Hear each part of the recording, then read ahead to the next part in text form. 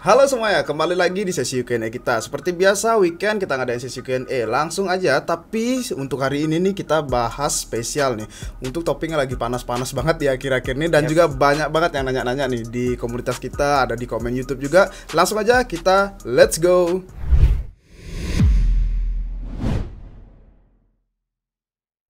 Oke, untuk pertanyaannya, Min, kenapa muncul isu negatif tentang FAT di Binance ya? Apakah yang sedang terjadi? Dari Grio Akhir. Oke, sebenarnya ini kemarin di hari Senin ya, aku kan membuat video recap juga dari keadaan market, news-newsnya juga. Itu sebenarnya udah ada sedikit polemik yang kalau kita bisa lihat. Mungkin teman-teman udah ada yang nonton nih, ya. Ada yang udah nonton, mungkin belum nonton langsung aja lihat di sana. Itu sebenarnya udah ada kayak salah satu artikel dari Cointelegraph juga yang nge-share tentang liability terutama ya, dan juga red flag yang ada di Binance gitu. Dia jelaskan kenapa sih bisa dibilang red flag. Itu sebenarnya udah menuai kontroversi di hari Senin itu, tapi sekarang lagi boom gitu. Di pagi ini juga di hari Jumat itu masih ada beberapa influencer yang bahas juga di YouTube. Habis itu sekarang juga trending juga di Twitter. Oke, tapi sebelum kita lanjut bahas Binance yang topik utama hari ini, kita ada sponsor video malam hari ini. Pintu, yang merupakan gerbang investasi mudah bisa dibilang ya. Meskipun ini merupakan sponsor, tapi saya pribadi memang pakai ini karena memang merupakan aplikasi yang punya banyak fitur. Dan hari ini kita bakal ngobrolin khusus tentang fitur salah satunya, yaitu Pintu Earn. Tapi secara umum memang untuk orang yang baru mulai masuk kripto gitu kan. Kalau saya sendiri ya ditanyain sama teman atau keluarga, bakal bilangnya sih yang Pintu itu, karena tinggal download aplikasi yang mudah. Kalau mau kalian bisa cek link di deskripsi di bawah. Itu ada linknya dari kita, bisa langsung download, bisa langsung daftar atau sign up. Terus kalian langsung register di sana. Entah pakai alamat email kalian yang mana, terus sama beberapa prosedur awal kayak KYC juga ya seperti umumnya. Terus kalau udah bisa mulai investasi semurah dari Rp11.000 aja. Pilihan asetnya ada banyak, tapi kalau misalkan kita mau ngomongin tentang BTC itu udah pasti. Kalau altcoins-nya itu tergantung sama apa yang sudah di listing sama mereka. Nah, untuk Pintu Earn-nya itu sendiri, kalau misalkan kita lihat ya, mungkin bisa kita bukain nih di HP. Nanti kalian bisa lihat entah di mana nanti kita taruh ya untuk videonya sendiri tentang Pintu Earn itu. Nah, Pintu Earn ini merupakan skema di mana kalian bisa untuk masukin aset kripto, entah yang sudah kalian punya nih, mungkin udah punya dari dompet atau dari exchange lain masuk ke Pintu, atau baru beli dari rupiah di Pintu. Itu nanti ada pilihannya banyak ya. Pilihannya itu ada macam-macam. Ada yang bisa kalian lock atau dikunci. Misalkan kalian percaya nih sama Pintu dan kalian nggak khawatir dengan asetnya yang nggak bisa ditarik untuk selama waktu tertentu, seperti 30 hari sama 90 hari. Tapi kalau kalian pengen yang fleksibel, pengennya tuh kayak kapan aja bisa ditarik lah, misalkan lagi butuh urgent gitu kan, jadi nggak panik. Nah, kalian bisa pilih yang fleksi. Bedanya yang fleksi ini persentasenya lebih kecil, tapi kalau yang lock itu dapat lebih banyak, karena kalian yaitu menunjukkan bahwa kalian punya komitmen selama jangka waktu tersebut. Dengan persentase yang lumayan ini pun udah mantap. Untuk BTC, untuk ETH, dan untuk altcoins, pilihannya bisa kalian lihat masing-masing ya. Cuman bedanya nih, kalau kalian staking tokennya PTU juga, itu ada level-levelnya sendiri ya, mungkin bisa dilihatin nih. Ya, jadi kalau kalian menambah level dengan cara staking PTU itu ada level-level 1, 2, sampai 8. Nah, bukan hanya earn bonus yang kalian dapat, tapi batas saldonya bisa nambah juga, Bli. Misalnya nih, batas saldo di level 0 untuk BTC itu 0,01. Kalau kita naikkan ke level 1 itu nambah jadi juga lah. Limitnya nambah jadi 0,03 gitu. Jadi semakin banyak kita bisa nabung dan semakin besar earn yang kita dapatkan. Kalau misalkan kalian sudah punya posisi masuk di dalam earn, terus bingung kan, rewardnya mana nih? Saya bisa klaim apa enggak? Itu udah otomatis tiap jam tuh datang. Nah, kalau misalkan kalian buka, itu ada di bagian saldo earn. Nah, di sini nanti kelihatan, misalkan kalian punya berapa aset kripto, itu berapa rewardnya juga ketahuan, interestnya tulisannya di situ ya, atau bunganya. Total yang diperoleh tiap jam langsung nambah. Jadi kalian nggak perlu khawatir misalkan ini sebenarnya bener-bener dapat earn rewardnya apa enggak, kalian bisa lacak langsung di sini. Dan kalau misalkan mau top up lebih banyak, misalkan tiba-tiba beli lebih banyak lagi, tinggal pencet top up yang di bawah itu. Nah, karena kita nggak punya saldonya, kita nggak bisa. Tapi kalau kalian ada saldonya, nanti muncul halamannya khusus konfirmasi, tinggal konfirmasi aja. Terus kalau untuk diklaim atau mau di withdraw bisa ditarik gitu kan. Kalau misalkan mau entah dijual atau mungkin di swap ke aset lain atau malah mau diinvestasiin yang beda, juga ada pilihannya di situ. Jadi kurang lebih itu sih guys untuk pintu earn. Kira-kira ada tambahan lagi nggak sih dari Blue Yudi? Oke, yang menariknya lagi sih menurutku selain bunganya itu cair dalam waktu 1 jam ya, itu langsung di compound gitu. Jadi istilahnya bunga kita dapat bunga majemuk langsung di compound, dan juga ini 1 jam ini kayak transparan banget ya, kita setiap jam dapat bunga langsung di compound. Jadi menarik banget menurutku, sangat transparansi untuk bunga juga, dan kita bisa lihat perkembangan aset setiap jamnya. Oke, mungkin segitu aja untuk Pintu hari ini. Terima kasih Pintu udah sponsori video kita malam hari ini. Oke, lanjut lagi ke topik awal. Tapi kita mau klarifikasi juga, kita berusaha netral di sini. Kita nggak ada dibayar SBF, itu nggak ada. Kita bukan nge-FUD, kita mau cuman kasih gimana sih kronologi dan apa sih yang terjadi di Twitter, ribut-ribut juga kan. Ada data ini, data itu. Jadi pertama itu kalau kita bilang, saya pribadi ya ngelihat di Twitter itu seperti kasus BTC Maxi versus CZ gitu ya. Kemarin-kemarin malam juga ada beritanya kayak seperti gini ya. Ada kemarin bersama CZ itu bilang bahwa kalian kalau naruh dana di self custody itu gak aman gitu. Tapi kalau kita mengenal ya, dari exchange dan juga self custody itu semuanya memiliki fungsinya beda-beda ya, Ngabe ya. Jadi semuanya ada resikonya. Kalau di self custody kita kehilangan seed phrase, kita bisa ambiar juga. Kalau di exchange-nya tragedi juga kayak FTX, kita ambiar. Jadi semuanya itu punya resiko ya pribadi. Jadi biar teman-teman gak pusing gitu kan milih exchange apa self custody. Nah, jadi kita bisa diversifikasi aja gitu. Jadi biar nggak ikut pusing dengan tragedi ini ya.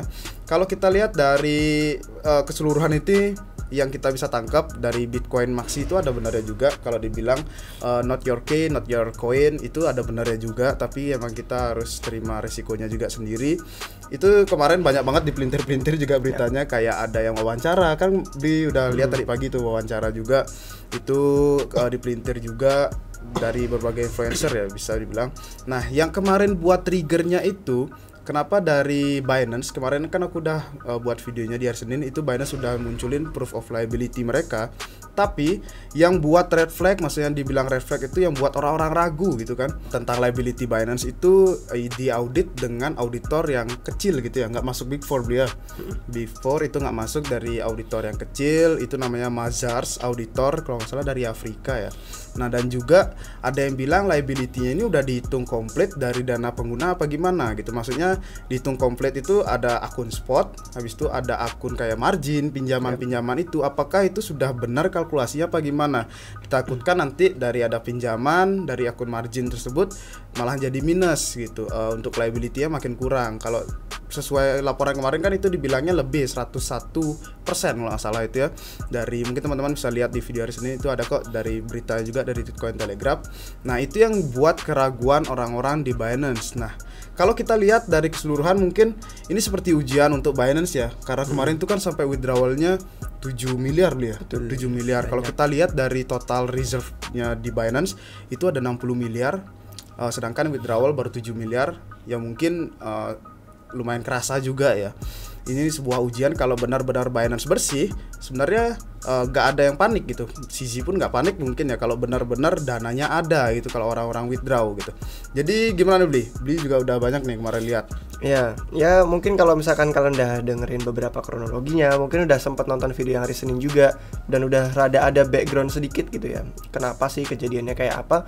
Mungkin sebelum kalian mengambil beberapa pendapat atau kayak milih satu sisi daripada satu sisi lainnya, atau mungkin malah udah siap-siap nih lagi ngetik di bawah, lagi di komentar lagi mau apa hate speech atau ngejudge atau gimana, sebenarnya cuman perlu diperhatikan aja, kita refleksi gitu kan. Kita itu sebenarnya terlalu fanatik sama satu nama atau enggak, sama satu brand atau enggak. Karena kami lihat beberapa ada yang nge-FUD gitu kan, itu karena memang dia benci banget sama salah satu nama, entah itu CZ, entah itu Binance. Ada juga yang ngebela, tapi itu pun karena fanatik, sampai mati-matian bilang saya nggak bakal narik dana dari sini karena ini sangat aman banget, bla bla bla, macam-macam. Nah, yang jelek dari ekstremis seperti ini itu adalah nanti kita jadi nggak paham sama adanya risiko, dan itu yang paling muncul banyak banget di alam kripto. Di alam kripto tuh banyak banget risikonya dalam berbagai macam bentuk, dalam berbagai macam cara, entah itu penipu, entah itu hacker, segala macam. Dan kita itu sebenarnya kalau melihat dari masa-masa tahun-tahun sebelumnya di kripto, memang harusnya semakin lama semakin belajar, makin bukan khawatir, makin was-was sama banyak hal gitu kan. Jangan sampai kita terlalu terlena terus duit kita hilang. Oke, sebelum kita bilang kalau misalkan ternyata Binance beneran solvent atau enggak, sebenarnya yang bisa kita lihat ya cuman itu kemarin kan, kayak si CoinMaba komplain segala macam, terus si CS-nya ngasih hasil screenshotan gambar privasi kan, itu pada chat CS, terus orang-orang bilang oh ini red flag segala macam. Memang bener red flag, tapi kan hanya ngekirim gambar CS bukan berarti mereka bangkrut ya kan. Kan bukan selalu ada artinya seperti itu.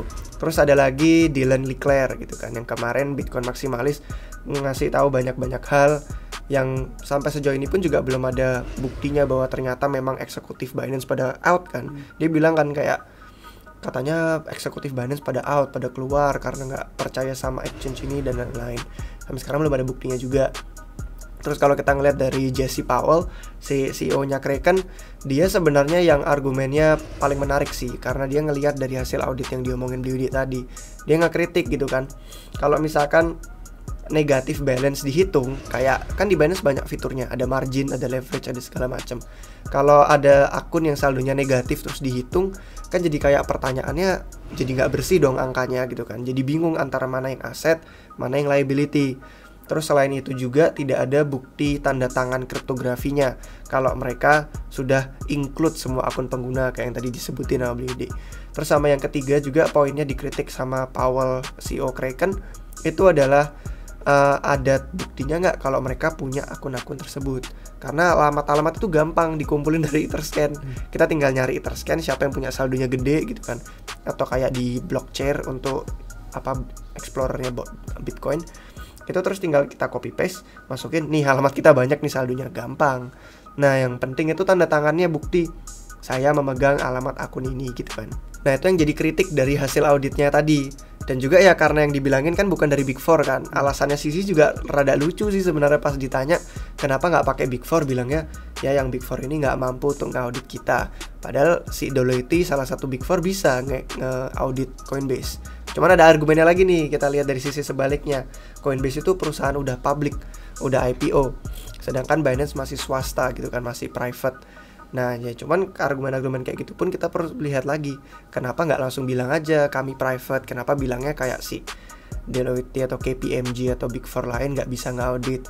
Jadi banyak banget sih yang namanya setiap drama itu pasti ada dua sisi. Dan kalau kita cuma memihak satu sisi karena kita cinta mati-matian, bela mati-matian sampai fanatik banget, kita nanti pasti kelewatan sama argumen sisi lainnya. Dan kadang kita harus mempertimbangkan. Kalau mau cari kebenaran itu dua-duanya dipertimbangin. Yang ini argumennya ini, yang itu argumennya itu. Yang bener yang mana gitu kan. Jangan kita cuman bias di dalam echo chamber kita, cuman percaya sama hal-hal yang memang kita yakin itu bener. Nah kayak video-video itu yang pagi ini ya videonya ya kalau nggak salah atau semalam ya, itu videonya kayak seolah-olah si Binance nggak mampu untuk menangani 2 miliar dolar withdrawal. Padahal video lama itu, video pas diwawancara tentang buyoutnya FTX. Kan waktu itu ada 2 miliar dolar yang dipegang gitu kan, yang masuk dari FTX ke Binance. Terus ditanyain gitu kan, bisa apa enggak menanggung ini. Makanya jawabannya ya semua tergantung sama pengacaranya Binance. Menurut dia keuangannya kuat gitu kan. Terus orang-orang langsung dipelintir nih faktanya, seolah-olah nggak bisa nanganin withdrawal customer 2 miliar. Kemarin di stress test 7 miliar aman-aman aja. Cuman yang beda adalah ukuran FTX sama Binance. FTX itu jauh lebih kecil daripada ukurannya Binance. Dan kita belum melihat stress test yang lebih gede jumlah withdrawalnya, masih bisa apa enggak. Kalau misalkan dari sejauh ini ada komentar lain nggak nih Beliudi tentang apa nih perdebatan dari keduanya? Mungkin ada beberapa pandangan lain nih. Oke, kalau aku sih mau jalan tengah aja ya sekarang ya, karena aku juga pengguna Binance juga, ada dana juga di Binance waktu itu, dan aku cuma nyari aman gitu kan, kita semua pengen aman, dan aku juga ada ngeluarin opini argumen yang membela satu pihak enggak, karena kayak membuang-buang tenaga juga ya, istilah kita membela mati-matian Binance, kita ngefat mati-matian, itu nggak ada gunanya juga. Yang penting kita cari aman. Ya udah, kalau ada keributan seperti ini, walaupun fakta belum terungkap sebenarnya gimana, ya udah kita cari aman aja gitu. Jadi aku terapkan juga diversifikasi, ada beberapa di dompet pribadiku, habis itu ada beberapa juga di exchange lain ada juga banyak banget lah dompet-dompet yang aku gunain juga, karena semuanya kembali lagi ke kita, gimana cara kita untuk meminimalisir risiko. Teman-teman juga mungkin ada buat khusus dompet hold gitu kan, kayak aku sering sharing di komunitas juga, kita usahakan buat dompet utama itu dalam artian yang dompet aktif, kita nyari airdrop lah, kita connect sana sini. Habis itu dompet hold juga ada, habis itu untuk dompet DCA juga ada kan. Mungkin teman-teman sering DCA di exchange gitu kan, jadi kita tuh nggak ada kita pro banget nih tentang dompet pribadi, kita pro banget exchange, enggak, karena kita tuh semuanya butuh keduanya gitu. Ini kedua ini saling berkaitan. Kalau kita pro banget tentang self custody, penyimpanan dompet pribadi, kalau sampai Binance jatuh ini ceritanya ya, yang ngefat Binance ini jatuh, ini bakal terdampak juga marketnya gitu. Mungkin Bitcoin bakal longsor juga gitu kalau dia jatuh gitu. Maksudnya semuanya punya keterkaitannya masing-masing, biar kita nggak terlalu maksi gitu aja sih dari aku nih. Gimana Bli? Iya betul.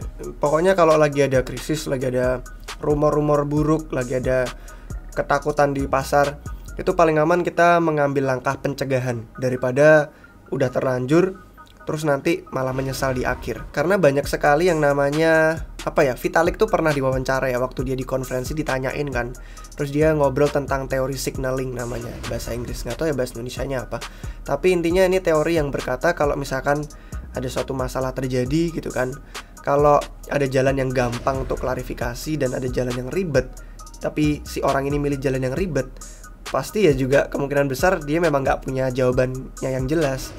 Artinya apa? Artinya kalau misalkan Binance bisa semudah itu langsung, nih alamat semua akun, ini bukti tanda tangan saya megang kontrolnya, ini bukti aset dan liability-nya sehat, udah clear kan?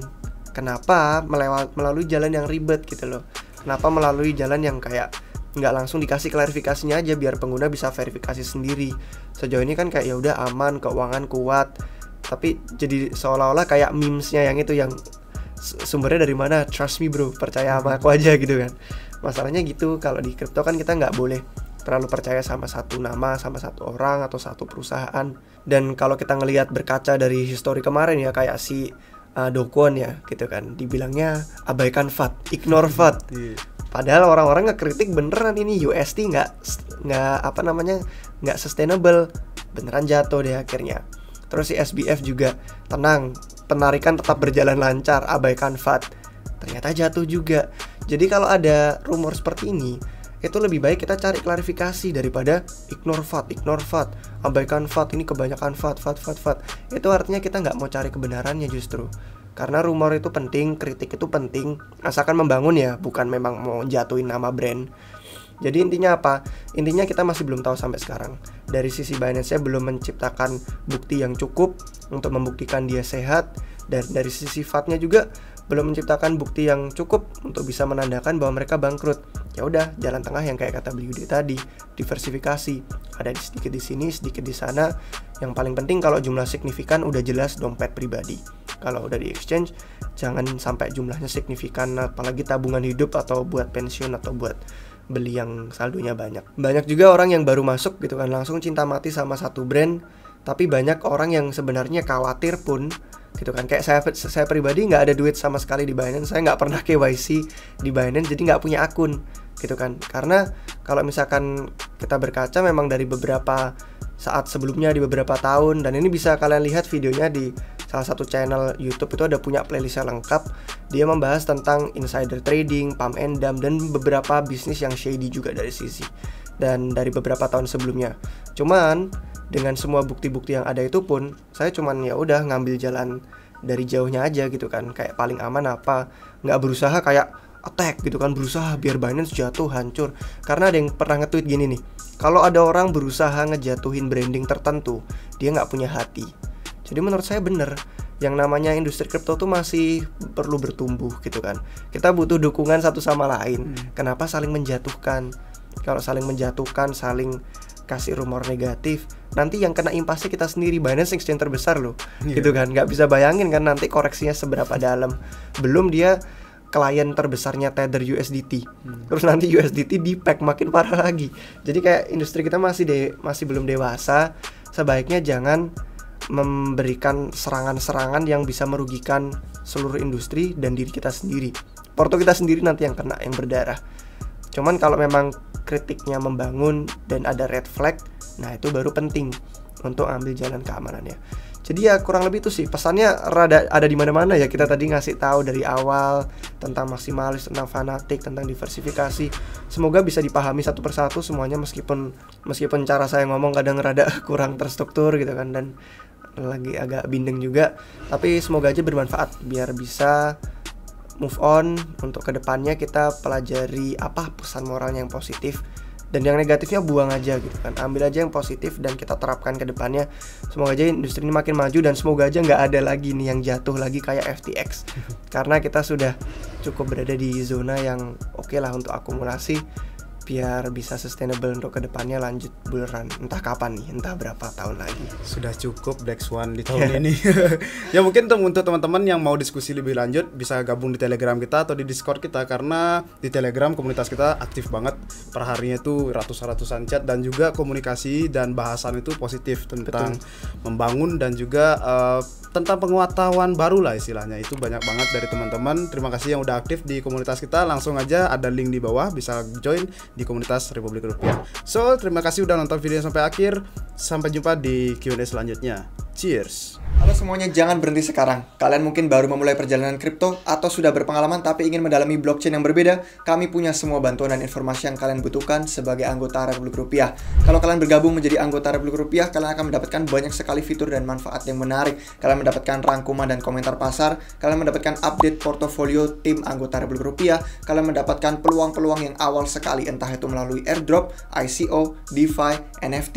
Kalian juga mendapatkan peluang dari artikel-artikel lain yang kami bagikan selama kami membagikan hasil riset kami. Kemudian ada juga yang namanya video tutorial dan kursus online juga, di mana kalian bisa belajar dan memiliki kurikulum yang sesuai untuk pembelajaran kalian masing-masing. Kemudian kami juga akan membagikan akses ke semua alat-alat dan riset yang kami gunakan untuk bisa meneliti dengan baik.